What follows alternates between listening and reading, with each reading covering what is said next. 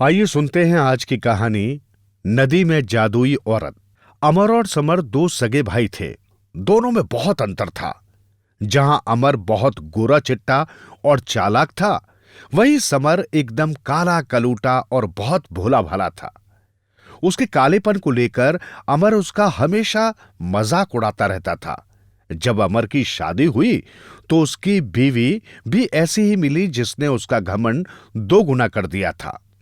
वो अमर से भी ज्यादा चालाक थी।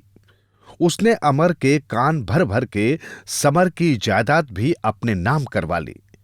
उसने अपने लिए 2 मंजिल का बंगला बनवा लिया और बेचारे समर को एक छोटी सी झोंपड़ी बनवाकर दे दी। वो उस झोंपड़ी में ही अपनी बीवी के साथ खुश रहने की कोशिश करता, लेकिन उसकी बीवी उसे खुश रहने नहीं देती।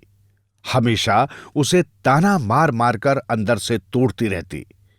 एक दिन वो गुस्से में बहुत दूर जंगल में जाकर बैठ गया। जब सवेरा हुआ तब उसने सामने बहती हुई एक नदी में अपना मुंह धोया और अपने मन ही मन कहा, काश मैं भी अपने भाई की तरह गोरा होता। ऐसा सोचते ही वो बहुत गोरा हो जाता है। जब वो अपने गांव पहुंचता है तब सारे गांव वाले उसे घूरने लगते हैं। उसे पता नहीं होता कि वो गोरा हो गया। उसे लगता है गांव वाले उसे इसलिए घूर रहे हैं, शायद वे जानते हैं कि वो रात भर घर से बाहर रहा था। जब वो घर पहुंचता है, उसकी बीवी उसे देखकर शॉक हो जाती है और कहती है, तुम्हें क्या हुआ? तुम तो अपने भाई से भी ज्यादा गोरे हो गए। वो शौक होकर शीशे में देखने लगता है और सोचने लगा, वो इतना गोरा कैसे हो गया। वो पूरे दिन सोचता रहा। जब भी वो गोरे होने के बारे में सोचता, तभी उसे उस नदी की याद आती है, क्योंकि उसने उस नदी में मुंह धोते हुए ही अपने गोरे होने की बात सोची थी। फिर वो सोचने लगा, कहीं उस नदी के पानी में ही तो कोई जादू नहीं था। फिर वो रात में उस नदी के किनारे जाकर बैठ गया। आपने मुझे गोरा तो कर दिया, मेरे बड़े भाई की तरह थोड़ा धनवान भी बना दो। तभी उसके हाथ में बहुत सारा सोना आ जाता है। वो खुश होकर घर जाता है और सारी बात अपनी बीवी से बताता है। उसकी बीवी कहती है, जो मेरी शादी की रिंग खो गई थी, उस जादुई नदी से वो भी मांगो ना, शायद मिल जाए। वो उस जादुई नदी के पास जाता है, फिर से अपने दोनों हाथ उस नदी में डालता है। उसके हाथ में वो रिंग आ जाती है। वो खुश हो जाता है। वो नदी से बोलता है, ये सब कैसे हुआ? तब नदी से एक सुंदर औरत औरत बाहर आती है और कहती है, जो तुम्हें चाहिए तुम्हें यहां से सब मिलेगा, और अगर अपने दुश्मन के लिए कुछ मांगोगे तो उसका 3 गुना तुम्हें मिलेगा। मेरा दुश्मन तो बस मेरा बड़ा भाई है, अमर, जिसने मेरी सारी जायदाद हड़प ली है। मैं चाहता हूं उसका 2 मंजिल का घर 1 मंजिल का हो जाए।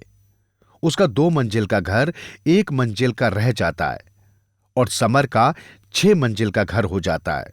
उसका बड़ा भाई सोचने लगता है, इसका रंग भी इतना गोरा हो गया, इतना बड़ा घर और धन संपत्ति इसके पास आया कहां से? इधर भोला समर उस जादुई नदी के सहारे सब गरीबों की मदद करने लगता है।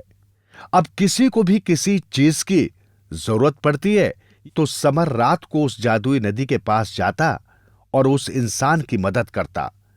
अब सभी गांव वाले समर की बहुत इज्जत करने लगे थे। समर का बड़ा भाई अमर उस पर गिद्ध की नजर टिकाए बैठा था। एक दिन एक किसान का बैल खो गया। उसके सदमे में उसका बेटा बीमार पड़ गया। वो समर के पास मदद के लिए आया। समर ने कहा, तुम चिंता मत करो, कल तुम्हारा बैल घर वापस आ जाएगा। रात में जब समर नदी के पास जाता है तब अमर उसका पीछा करता है। समर नदी के पास जाकर अपने दोनों हाथ नदी में डालता है और खोया बैल वापस मांगता है। उसका बैल वापस मिल जाता है। अमर सब कुछ देख लेता है। उसे सब समझ आ जाता है। वो उस नदी के पास जाता है, उसमें अपने दोनों हाथ डालकर कहता है, मेरी बीवी को ऊपर से नीचे तक सोने से लाद दो। उसके हाथ में बहुत सारा सोना आ जाता है। फिर उस नदी से एक सुंदर औरत बाहर आती है और कहती है, तुम यहां से जो भी मांगोगे तुम्हें सब मिलेगा, और तुम अपने दुश्मन के लिए जो भी मांगोगे उसका 3 गुना तुम्हें मिलेगा। अमर कहता है, मैं भला अपने दुश्मन के लिए कुछ भी क्यों मांगूंगा। वो घर जाकर सारी बात अपनी बीवी को बताता है। उसकी लालची बीवी खुश हो जाती है और कहती है, अब तो हम दुनिया के सबसे अमीर आदमी बन जाएंगे। अमर कहता है, नहीं, ये नहीं हो पाएगा, क्योंकि इसके बारे में समर भी जानता है। उसकी बीवी कहती है, उसको अपाहिज कर दो या अधमरा कर दो ताकि वो वहां न जा पाए।